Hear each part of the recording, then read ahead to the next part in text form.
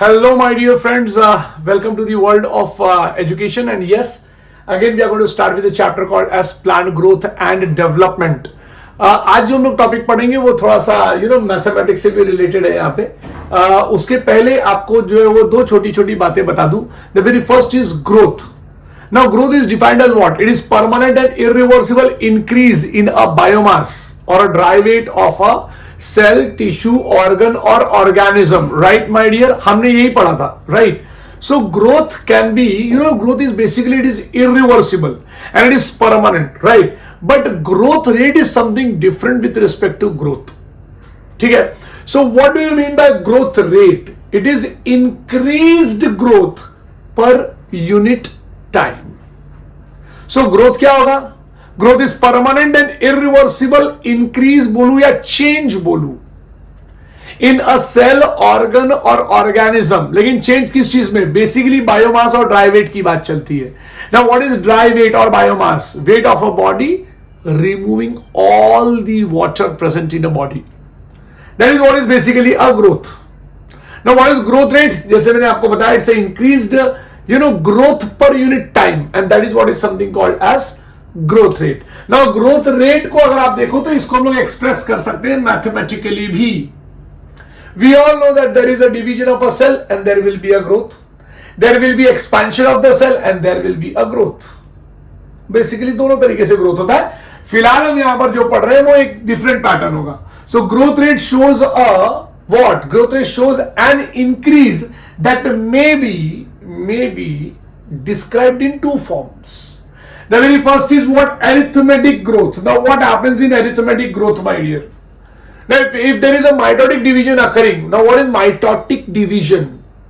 What is mitosis? मुझे अगर कोई पूछ ले तो मैं बोलूंगा उसको कि mitosis is a type of an equational division in which a diploid parent cell or a parent cell give rise to two daughter cell, where the chromosome number of a daughter cell is equal to the chromosome number of a parent cell. So this is something called as mitosis. अब mitosis हुआ और यहाँ पे दो cells form हुए, और वो दो सेल्स जब फॉर्म हुए तो ये वाला सेल ना मेरा बच्चा यहाँ पे इट डिवाइडेड. देखो दो सेल में कन्वर्ट हो गया ये वाला सेल. मैं ना रेड कलर यूज कर लेता हूं ताकि क्या आपको अच्छे से समझ में आए मेरे बच्चों. यहाँ पे देखो ये एक सेल है, माइटोसिस से हुआ और दो सेल फॉर्म हुए थे. यहाँ पे ये एक सेल है, इस सेल ने डिवीजन कर लिया यहाँ पर देखो ऐसे लाइक दिस.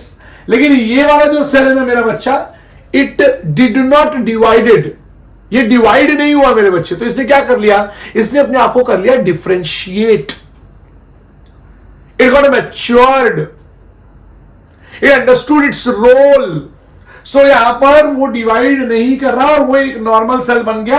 हाँ, तो मैं इस नॉर्मल सेल को जो है वो ग्रीन कलर से दिखा देता हूं मेरे बच्चों. यहाँ पे देखो normal cell, normal permanent cell बन गया यहाँ पे. Now what happened? अभी देखो मान लेते हैं, अभी यहां पर अगर आप देखेंगे मेरे बच्चों तो ये वाला जो रेड से, ये जो मैंने बनाया ना ये वाला देखो ये डिवाइड हुआ दो पार्ट में. ये देखो यहाँ पे ऐसे ये दो में डिवाइड हुआ. बट ये जो था ना ये कहां गया? ये चलो मैं कुछ अलग कलर यूज कर लेता हूं. मान लेते इसको ऑरेंज कलर दे देते हैं ये वाले सेल को. तो ये ऑरेंज कलर वाला सेल ना यहाँ पे परमानेंट हो गया. देखो यहाँ पे ये तो परमानेंट था ही, लेकिन ये परमानेंट हो गया. So what are understanding from this my dear? यहाँ पे एक का दो, दो का चार, चार का पांच नहीं हो रहा. यहाँ पे एक का दो, दो का तीन हो रहा है.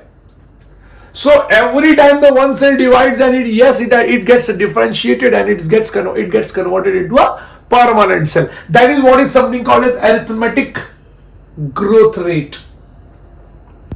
Next is something called geometric growth rate. ये आप जानते हैं. यहाँ पे एक cell will give rise to two cells will give rise to four cells will give rise to eight cells will give rise to 16 cells. That is what is the point which you are studying here. So this is something called as geometric growth rate यहाँ पर, and यहाँ पर it is arithmetic growth rate. और अब यहाँ पर आप देख रहे हैं यहाँ पे arithmetic growth. So arithmetic growth is what? It's a type of a growth rate in which growth occurs at a constant, शब्द याद रहे, constant rate from the beginning. शब्द याद रहे मेरे बच्चों, बहुत important point. From the beginning, point याद रखना, right? From the beginning. शुरुआत से ही ये प्रॉब्लम शुरू हो जाएगी। अभी प्रॉब्लम नहीं है, फिनोमिनन है। शुरुआत से ही फिनोमिनन होगी कि अगर दो सेल्स फॉर्म हुए तो दोनों डिवाइडिंग सेल्स हैं, इसमें से एक सेल विल अंडरगो डिवीजन, दूसरा cell will differentiates itself, it will differentiate itself. और डिफरेंशिएट होगा तो वो डिवाइड नहीं करेगा, वो परमानेंट हो जाएगा। That is what is something called as arithmetically the process is going on. So it is a growth rate in which the growth occurs at constant rate. एक का दो, दो का तीन, तीन का चार, चार का पांच. There will be something called as constant growth rate going on, my dear. So here following mitotic division only one daughter cell will divide continuously. ये भी बहुत ज्यादा इंपॉर्टेंट पॉइंट है बच्चों।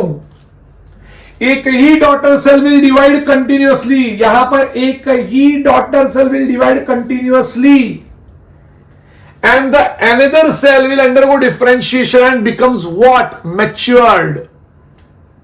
You know that my dear, initially जो zygote होता है ना मेरे बच्चे, zygote also divides like that only my dear. So zygote में division अगर आप देखेंगे तो initially जो division होता है, it is geometric type of division मेरे बच्चे, इसको geometric growth बोलते हैं। तो एक का दो, दो का चार। अब आप देख रहे हैं यहाँ पे स्टार्टिंगली से हम दो दिखाते हैं यहाँ पे। So zygote will give rise to two cells will give rise to four cell will give rise to 8। अब आप बोलोगे सर 8 किधर दिख रहा है? अरे भाई 4 पीछे है। 8 will give rise to 16। लेकिन एक बार जब ये डिवीजन हो जाता है तो यहां पर वो फिर आपका अरिथमेटिक डिवीजन शुरू हो जाता है, याद रखो मेरे बच्चों। So they start giving what? They start giving permanent cells. See here they are giving permanent cell। देखो ना मेरे बच्चों, they are giving permanent cells my dear। तो जो मैंने ऐसे लाइन खींचा है मेरे बच्चों, that is something called as what? That is something called as the dividing cell और meristematic cell you can say. और मेरिस्टेमेटिक सेल ऊपर की तरफ चलता जाएगा and it will start leaving something called as permanent cell मेरे बच्चों।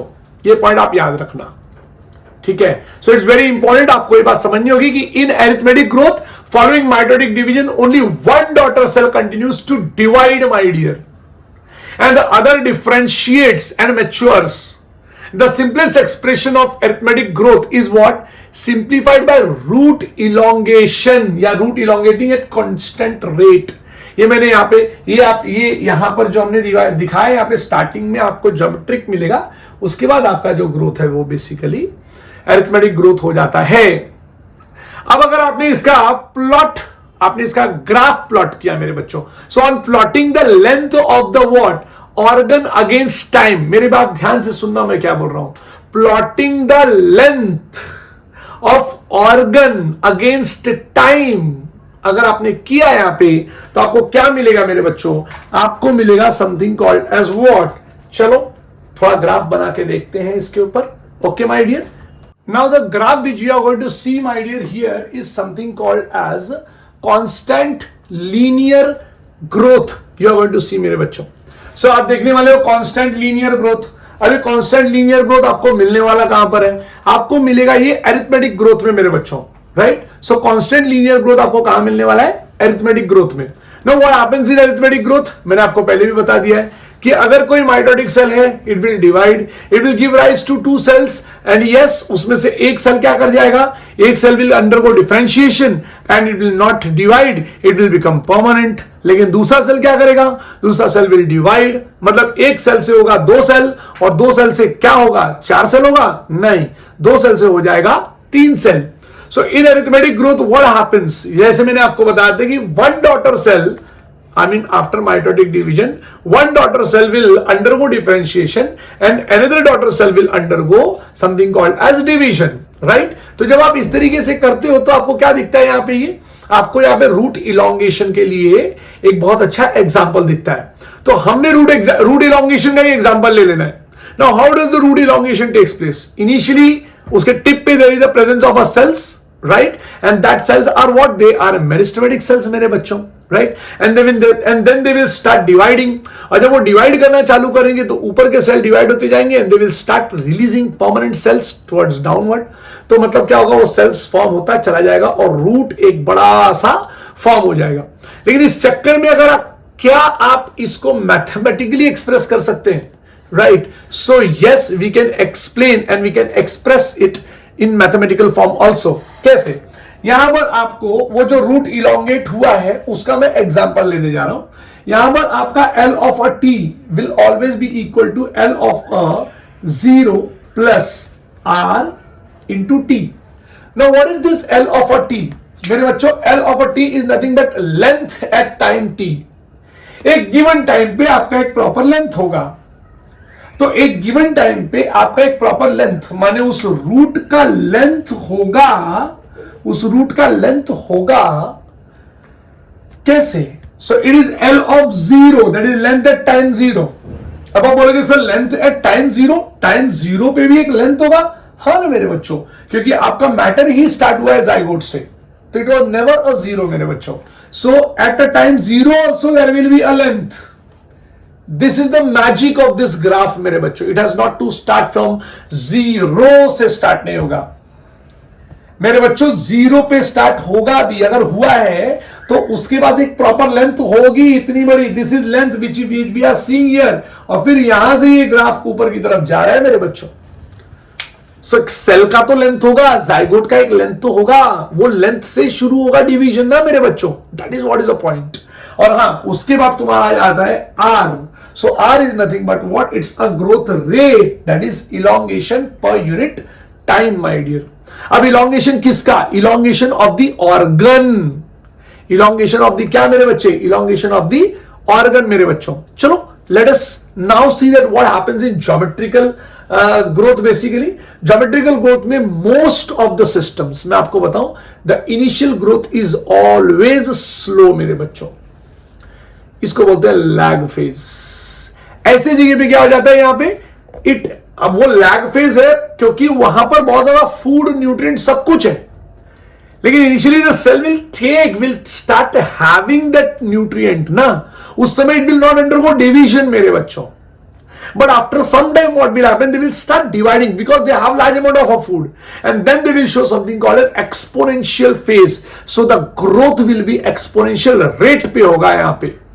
So this type of growth अगर आप देखें, देखो ना मेरे बच्चों, यहां से यहां तक अगर आप लेके गए तो ग्रोथ तो हुआ, लेकिन ये ग्रोथ का टाइम देखो कितना ज्यादा लग गया। लेकिन अगर आप यहां से यहां तक जाके देखते हो तो टाइम तो इतना ही लगा, लेकिन ग्रोथ कितना ज्यादा वो भी देखिए, राइट मेरे बच्चों। सो ये हुआ क्यों? Because the cells which are formed by the mitotic division, each and every cell is dividing my dear. यहां पर हुआ ऐसा नहीं कि एक सेल इज नॉट डिवाइडिंग, एक सेल इज डिवाइडिंग, ऐसा नहीं। माने अगर एक सेल ने 2 सेल्स रिलीज की तो दोनों सेल विल डिवाइड, तो मतलब 1 का 2 और 2 का 4 हो जाएगा। लेकिन अरिथमेटिक ग्रोथ में क्या हो रहा था इस ग्रोथ रेट में कि एक सेल डिवाइड होता तो 2 सेल फॉर्म करता था, बट एक cell will divide and another cell will become permanent, will differentiate. So both of them, have an ability to divide and redivide, and this happens with limited nutrient supply. हाँ, मतलब कुछ देर के बाद तो खाना खत्म हो जाएगा ना, तो the growth then, क्योंकि वो अभी लिमिटेड सप्लाई आ गया ना, तो growth then what start happens मेरे बच्चों, it starts डिटीरियोरेटिंग। मतलब ग्रोथ क्या हो जाता है, अब स्टेडी होने लग जाएगा। अब यहां पर ग्रोथ जो है वो फास्ट भागेगा नहीं, और धीरे धीरे धीरे they will gain stationary phase. ये देखो मेरे बच्चों, ये है लैग फेज, ये है लॉग फेज, ठीक है, ये लॉग फेज, और ये आ गया आपका स्टेशनरी फेज मेरे बच्चों। प्लीज याद रखना, a sigmoid curve is formed here. A sigmoid curve is a characteristic of a living organism growing in natural environment मेरे बच्चों, and it is a type, याद रखना मेरे बच्चों, ये जो टाइप का ग्रोथ आप देख रहे हैं ये सारे के सारे लिविंग ऑर्गेनिज्म को लगता है। तो आप बोलोगे सर क्या ये नहीं लगता? ये भी लगता है, लेकिन ये जो है वो प्लांट सेल्स के लिए लगता है बेसिकली, और वो initially they will go on dividing, लेकिन हर बार उनका एक सेल क्या हो जाएगा, विल गेट परमानेंट मेरे बच्चों। तो ये पॉइंट आप याद रखना। So it is a typical for all the cells मेरे बच्चों, tissues and organs and the part of a plant, ठीक है। So the exponential growth can be also it can be expressed how, it will be expressed W1 is equals to W0 E raised to R into T. Now what is this W1? It's a final size or a weight, height or a number of an of an organ or a cell, और आप जो चाहिए वो। दूसरा W0 is initial size at the beginning of a period of, तो मैं आपको बता दूं कि W1 always depends upon W0 मेरे बच्चों। ये बहुत ही ज्यादा इंपॉर्टेंट पॉइंट है, बहुत बार क्वेश्चंस पूछ सकते हैं, आपको आया भी हुआ है क्वेश्चन कि W1 always depend upon W0। So the size of an organism always depends upon its initial size. अरे अभी इंसान का बच्चा इतना बड़ा है तो ज्यादा ज्यादा 6 फुट का ही होगा ना, लेकिन हाथी का बच्चा अगर इतना बड़ा तो वो तो बहुत बड़ा होगा। सो इट इज बेसिकली रिलेटिव। ये वर्ड याद रखना बहुत ज्यादा इंपॉर्टेंट है, मैंने क्या बोला है मेरे बच्चों, ठीक है। सो W1 का जो फाइनल साइज है ना, final size will always be dependent upon initial size which is at the beginning of a period. R is a growth rate, जैसे मैंने आपको बताया मेरे बच्चों, R is a growth rate. आप यहां पे इस ग्रोथ रेट को एक्चुअली आप यहां पे number of the cell had been increased मेरे बच्चों। यहां पे आप इलोंगेशन पर यूनिट टाइम ले लिए थे ग्रोथ रेट को, यहां पे आप इलोंगेशन नहीं लोगे, यहां पे आप increment in the cell number ले लोगे। यहां पे इलोंगेशन, यहां पे देखो हमने पढ़ा था ना, ग्रोथ जो है वो अगर आप इलोंगेशन कराओ तो भी या फिर सेल्स के एडिशन कराओ तो भी, दोनों केसेस में ग्रोथ होता है। तो आप दोनों चीज यहां पर देख पा रहे हो। R is nothing but a growth rate, जैसे मैंने बताया। T is a time of growth, मतलब वो ग्रोथ के लिए जो समय लगा है वो। And E is a base of a natural log. तो आप यहां पर समझ चुके होंगे कि W1 is equals to W0 E raised to R into T मेरे बच्चों। So here R is what? It's a relative growth rate मेरे बच्चों। ये जो R आप देख रहे हैं ना मेरे बच्चों, ये R is a relative growth rate मेरे बच्चों। And you know, is also measure of an ability of a plant to produce new plant material। अब आम का पेड़ का पत्ता इतना ही बड़ा होगा ना, लेकिन कोकोनट ट्री के पेड़ का पत्ता बहुत बड़ा होगा। So that is what is relative growth. आपको ध्यान रखना है मेरे बच्चों। और ये रिलेटिव ग्रोथ नहीं, it is get affected by the external factors also. जैसे फॉर एग्जांपल एक आम के पत्ते को अगर आप हाईवे पे लगाएंगे तो वो आम का पत्ता जो है वो, उसके पत्ते छोटे छोटे रहेंगे। हाईवे पे मतलब आपने बीच हाईवे के डिवाइडर पे लगा दिया, और उसी स्पीशीज का, उसी वैरायटी का एक आम का जो है पेड़ आप कहां लगाइए, गार्डन में लगाइए। व्हाट विल हैपन, किसके लीफ लंबे लंबे बड़े बड़े रहेंगे, तो वो जो गार्डन में लगा उसके लीफ बड़े बड़े रहेंगे, because external factors are affecting it ना my dear. That is what is something called as relative growth. मैं अभी आपको आपके साथ डिस्कशन करूंगा वहां पे, but here R is what, it's a relative growth rate. याद रहे, R is a relative growth rate and is also a measure of ability of plant to produce what, new plant material. New plant material produce करने का, उसका वो वहां से आप major कर सकते हो। एंड याद रखना, इट ऑल्सो, मतलब ये जो फिनोमिनन मैंने आपको बताया, it is referred to as efficiency index. एक प्लांट कितने लीफ प्रोड्यूस कर सकता है, कितना बड़ा लीफ प्रोड्यूस कर सकता है, कैसा लीफ प्रोड्यूस कर सकता है, that is what is efficiency index मेरे बच्चों। Hence the final size of W1 है ना, of W1 is always dependent upon the initial size of what, something called as W0 मेरे बच्चों, ठीक है ना। तो आप इस बात को याद रखेंगे, मैं बार बार बोल रहा हूं, फाइनल साइज जो होती है, जैसे फॉर एग्जांपल आपके पापा का ग्रोथ हुआ 5 फीट 6 इंच, इमेजिन कीजिए, तो वो इसलिए पता चल गया आपको 5 फीट 6 इंच है करके, वो डिसाइड हो गया था इनिशियल साइज में ही ना मेरे बच्चे, वो फाइनल साइज में डिसाइड नहीं हुआ, तो वो इनिशियल साइज में ही डिफाइन हो गया कि भाई, वहीं से पता चल गया कि भाई ये आदमी 5 फीट 6 फीट 5 से 6 फीट के बीच में आएगा। हाँ, एक्सटर्नल फैक्टर्स अगर लग गए, कंडीशंस फॉर द ग्रोथ, वो हमारा टॉपिक होगा 15.1.5। ये टॉपिक होगा पेज नंबर 244 पे होगा शायद, तो आप देख सकते हैं वहां पे, वो पॉइंट आपको पता चलेगा। बट प्लीज याद रखिए, relative growth is very much important. अब हमारे लिए एक और नया बात आ जाता है, quantitative comparison between the growth of what, living systems can also be made in 2 ways. मैं वापस कहता हूं, quantitative comparison between the growth of a living system, growth of living system can be measured और can be done in something called as 2 ways. तो यहां पर आप क्या देख रहे हैं मेरे बच्चों, मालूम है क्या, यहां पर आप देख रहे हो कि there are 2 ways by which quantitative comparison between the growth of living system can be made। ये बात आप याद रखिए। और ये जो 2 comparisons के जो 2 पैटर्न्स है, वो पैटर्न में सबसे पहला आता है एब्सोल्यूट ग्रोथ रेट और दूसरा आता है रिलेटिव ग्रोथ रेट मेरे बच्चों। Now what do you mean by absolute growth rate and what do you mean by relative growth rate? Logically बहुत ही सिंपल है, प्लीज याद रखना क्या बोल रहा हूं मैं। अब यहां पर ये लीफ है, इस लीफ का लेंथ है 5 सेंटीमीटर स्क्वायर। लेंथ मतलब एरिया, 5 सेंटीमीटर स्क्वायर, लेंथ नहीं एरिया। सो 5 सेंटीमीटर स्क्वायर इसका एरिया है। Now what do you mean by absolute growth? It is total growth per unit time. So at a given time में इसका growth था 5 centimetre square. एक यहां पे structure रख दिया हमने, but after some time in a given time only it became how much? It became 10 centimeter. तो final size कितना है? So final size is 10 centimeter square minus the initial. ये initial size है, ये final size है। तो हमको अगर absolute growth निकालना है तो absolute growth is what? It is a measurement and a comparison of total growth per unit time. So the total growth was this. Basically it's a final growth. तो अब मेरे को अगर निकालना है तो मैं कैसे निकालूंगा? मैं क्या करूंगा, मैं यहाँ पे 5 सेंटीमीटर स्क्वायर को माइनस कर दूंगा, तो मेरा जो एब्सोल्यूट ग्रोथ आया, मेरा एब्सोल्यूट ग्रोथ कितना होगा? मेरा एब्सोल्यूट ग्रोथ होगा 5, राइट? अब आप ये एब्सोल्यूट ग्रोथ यहां पर भी देख सकते हैं मेरे बच्चों। अब कैसे देख सकते हैं? यहां पर आप देखिए कि 50 सेंटीमीटर स्क्वायर है इनिशियल और फाइनल कितना है? 55 सेंटीमीटर स्क्वायर है। तो मैं final 55 centimetre square minus 50 centimetre square कर दूंगा, तो मुझे यहां पर भी एब्सोल्यूट ग्रोथ कितना मिलेगा?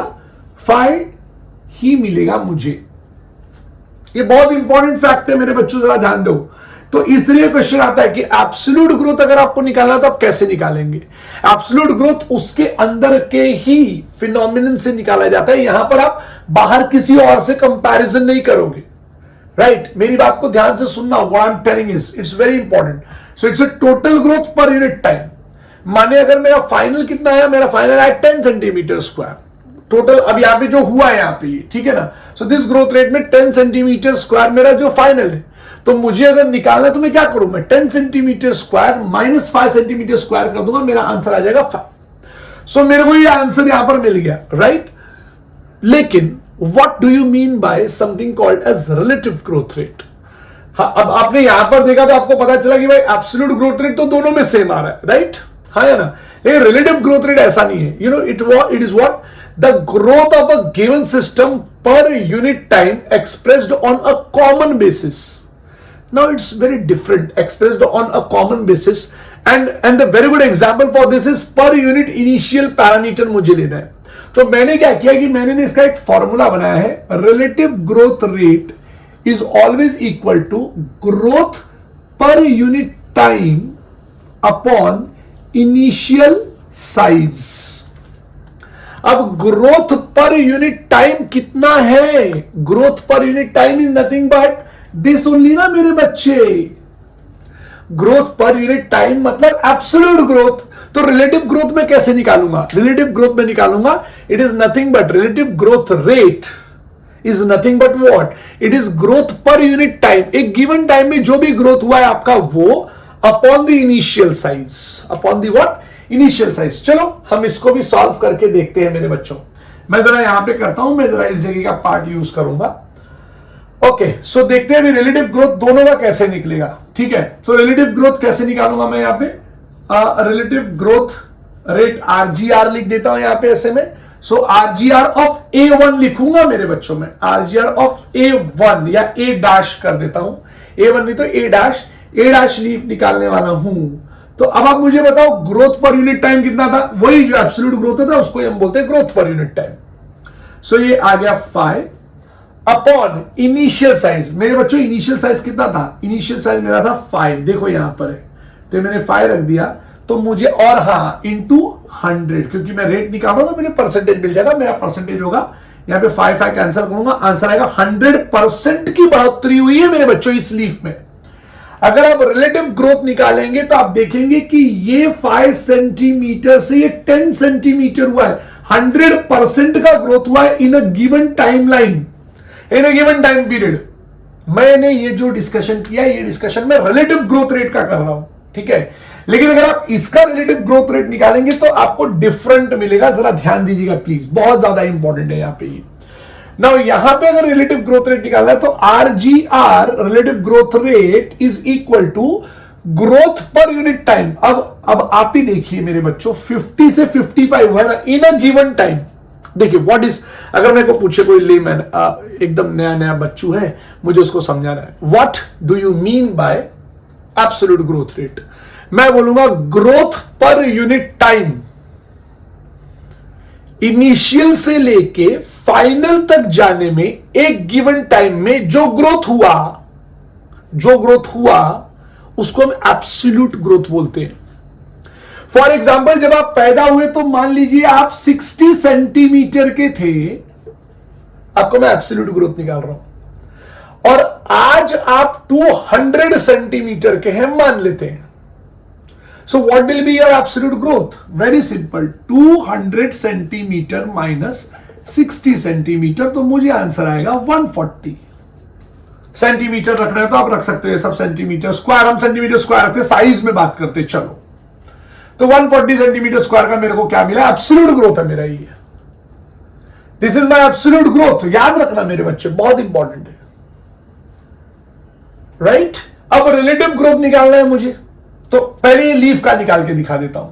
तो रिलेटिव ग्रोथ यहां से यहां तक आने का कितना लगा सर? 5 ही है ना, 52, 55 माइनस 50 तो 5 आएगा ना मेरे बच्चे, 5 है, अपॉन कितना है यहां पे, किधर है यहां पे, क्या है मेरे बच्चे, यहां पे इनिशियल साइज पकड़ना है, इनिशियल होगा मेरा 50 और मैं करूंगा इंटू 100, तो परसेंटेज आएगा मेरा 0 0 कैंसिल हो गया, 5 2 10, तो कितना हो गया 5 2 10, तो 10% का मेरा रिलेटिव ग्रोथ रेट है। सो A1 और A dash has 100% of relative growth, but यहां पे B1 शोज और B dash shows 10% of relative growth. मैं आपका भी रिलेटिव ग्रोथ निकाल सकता हूं। आपको 140 आया है, राइट? अब आपको अगर 140 आया है तो 140 अभी मेरे को लिखना पड़ेगा बाबा, यहां पे मेरा कितना है 140 अपॉन क्या, 140 मेरा कितना था, मेरा इनिशियल कितना था 60 था, इंटू 100, तो ये 0 कैंसिल, 2 3 6 हो गया, 2 5 10 हो गया, राइट? अब 5 0 0, 5 4 0, 20, 5 1 5 6 7, 700, तो 700 डिवाइड बाय 3, तो 3 2 6, 1 0, 3 3 9, राइट? फिर रखूंगा यहां पे, तो 230 सेंटीमीटर, अभी यहां पे 230% आया मेरा, यहां पे 230% आया है। आप खुद कैलकुलेट करके देखना कि मेरा ग्रोथ कितना ज्यादा हो गया। मैं अगर 60 सेंटीमीटर से 200 सेंटीमीटर स्क्वायर तक पहुंचाऊं तो मेरा ग्रोथ रेट परसेंटेज में कितना ज्यादा आएगा?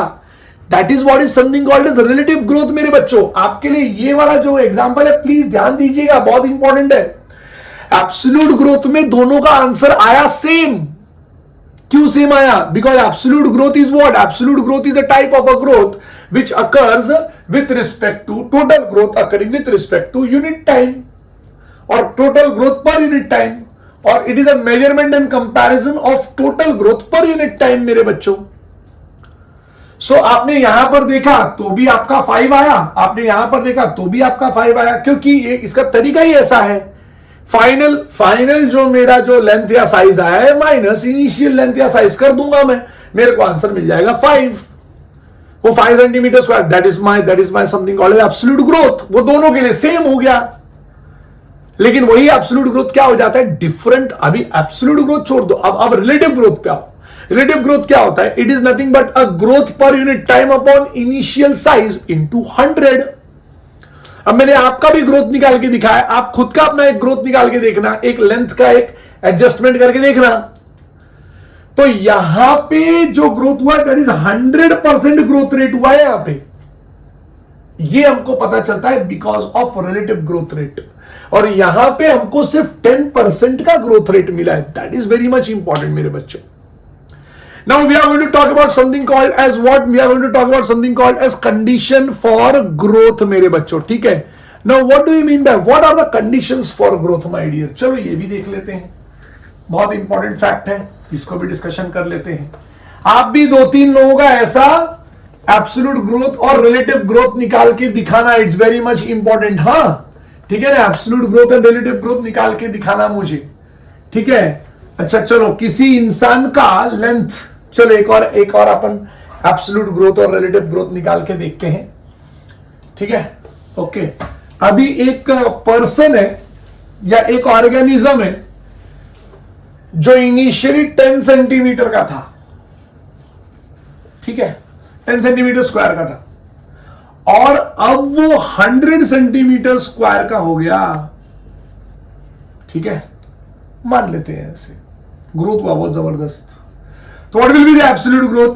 100 माइनस 10 विल बी 90, ये एब्सोल्यूट ग्रोथ होगा। लेकिन व्हाट विल बी इसी का रिलेटिव ग्रोथ क्या होगा? अगर इसका रिलेटिव ग्रोथ पकड़ोगे तो क्या होगा? इसका रिलेटिव ग्रोथ होगा RGR, रिलेटिव ग्रोथ परसेंटेज में निकालते हैं हम लोग इसको। क्या होगा यहां पे ऊपर क्या लिखूंगा मैं? Absolute growth, growth per unit time लिखूंगा। तो ग्रोथ पर यूनिट टाइम मेरे को कितना मिला? मेरे को ग्रोथ पर यूनिट टाइम कितना मिला भाई मुझे बताओ, मुझे तो नहीं आता है। 90 मिल गया, right. Growth per unit time मुझे क्या मिला? 90 मिल गया। अपॉन क्या करूं मैं? अभी इनिशियल साइज रखना पड़ेगा ना बाबा, 10 इंटू 100 करना पड़ेगा। ये जीरो कैंसल, 900% का ग्रोथ हुआ है बेटा। It is so important. आप देख सकते हैं यहां पे आपको ये 90 सेंटीमीटर स्क्वायर का ग्रोथ दिख रहा है, तो ये आप परसेंटेज में निकाल सकते हो मेरे बच्चों। That is what is relative growth. बहुत इंपॉर्टेंट फैक्ट है ये। तो RGR is what? RGR is relative growth rate of a given organism. और वो 10 सेंटीमीटर स्क्वायर का था, वो 100 सेंटीमीटर स्क्वायर हो गया, तो मुझे एब्सोल्यूट ग्रोथ कितना मिला? 90 सेंटीमीटर स्क्वायर का मिला मेरे बच्चों। लेकिन जब मैं RGR निकाल रहा हूं तो मेरे को लिखना पड़ेगा 90 ऊपर 10 नीचे, क्योंकि इनिशियल मेरा 10 है ना रे भाई, तो 10 लिख दूंगा। इंटू 100 करूंगा तो 900% का मुझे क्या मिला है? ग्रोथ रेट मिला है। That is what is a very important point which we are discussing मेरे बच्चों। तो ये पॉइंट आपके लिए एकदम नया है, 2-4 बार कैलकुलेशन करके ले लेना, इट्स वेरी इंपॉर्टेंट, ठीक है। अब आप क्या पढ़ने वाले हो प्लीज याद रखो, ग्रोथ के कंपैरिजंस तो आपने पढ़ लिए, अब आप पढ़ने वाले हो condition for the growth. So पहला condition will be water, the first condition will be water, दूसरा condition will be oxygen, third condition will be something called as nutrient, ठीक है। Fourth condition will be something called as temperature, okay. Fifth condition will be something called as light, sixth will be something called as gravity. बहुत important fact, ये सारे point आपको याद रखना है। सो condition for the growth क्या क्या हो सकता है, मैं लाइन टू लाइन एक एक करके पढ़ाने वाला हूं, जरा ध्यान से सुनना, बहुत ज्यादा इंपॉर्टेंट है। पहला point, water is what? It is essential factor, हाँ या ना? चलो भाई, पहला पॉइंट तो तुमको याद हो जाना चाहिए कि it is essential factor, yes और no, which is required for the proper growth of a plant. तो मैं लिखूंगा essential factor required for proper growth of plant, right? So required for proper growth of a plant. It is responsible for elongation and maintenance of turgidity. मैं ये भी लिखूंगा, responsible for elongation and maintenance. बहुत important point है, maintenance of what? Of turgidity. Turgidity का मतलब होता है सेल को फुला के रखना, टर्जिडिटी ऑफ ग्रोइंग सेल, बहुत इंपॉर्टेंट पॉइंट है। Turgidity of dash cell, growing cell, please याद रखना, बहुत ज्यादा इंपॉर्टेंट है, right? Turgidity of a what? Growing cell. A cell full with water is something called as a turgidity, right? It also provides what? Medium for enzymatic activities. तो ये भी लिखना पड़ेगा, provides medium for enzymatic activity. बच्चों please याद रखना, बहुत ज्यादा इंपॉर्टेंट है। एंजाइमेटिक एक्टिविटी के लिए मीडियम देता है एंड एंजाइमेटिक एक्टिविटीज के लिए देता है which is needed for growth. तो मुझे लिखना पड़ेगा which is needed for dash, needed for growth. Next came oxygen. All the higher plant they respire aerobically. तो मैं बोलूंगा all the higher plant, सारे के सारे, all the higher plant they respire dash. So respire aerobically. अब aerobically respire करेगा मतलब oxygen चाहिए, हाँ है ना? And the amount of oxygen is available to the plants determines the amount of respiratory energy. जितना अच्छे लेवल का ऑक्सीजन उतना अच्छे लेवल का respiratory energy that can be used और यूटिलाइज्ड इन बायोसिंथेसिस और बायोसिंथेसिस ऑफ सेल्स और something called as cellular activities. I can say it's an anabolic activity for the anabolic activity required for growth मेरे बच्चों. For example, in waterlogging condition, the growth of a root is inhibited. हाँ या ना? Due to reduced availability of oxygen to the roots मेरे बच्चों. अभी आप ही सोचिए ना, जहां पे waterlogged condition होगा, प्लीज आप सोच के देखिए, waterlogged condition होगा, वहां पे वो प्लांट बच पाएगा? नहीं बच पाएगा. इसका मतलब oxygen is required for something called as respiration. और जब ऑक्सीजन रेस्पिरेशन करता है ना मेरे बच्चे, मैं आपको बता दूं, ऑक्सीजन मतलब ये जो प्लांट है ना, दे स्टार्ट रेस्पिरेशन ऑल्सो. आपको लगता रहेगा कि नहीं plant is made for something called as, वो ग्रीन कलर के होते तो दे परफॉर्म फोटोसिंथेसिस. नहीं, फोटोसिंथेसिस होता है, हर जगह होता है, जब तक लाइट रहेगा तब तक. लेकिन जैसे ही लाइट डार्कनेस आया या फिर non green part of a plant है, फॉर एग्जांपल रूट हो गया, तो root does not perform photosynthesis but respiration occurs 24 hours. तो रेस्पिरेशन के लिए मुझे ऑक्सीजन चाहिए मेरे बच्चों. और अगर ऑक्सीजन नहीं रहेगा तो आपको क्या लगता है प्लांट की एक्टिविटीज हो पाएंगे? बेसिकली नहीं हो पाएंगे, क्योंकि respiration is very much important.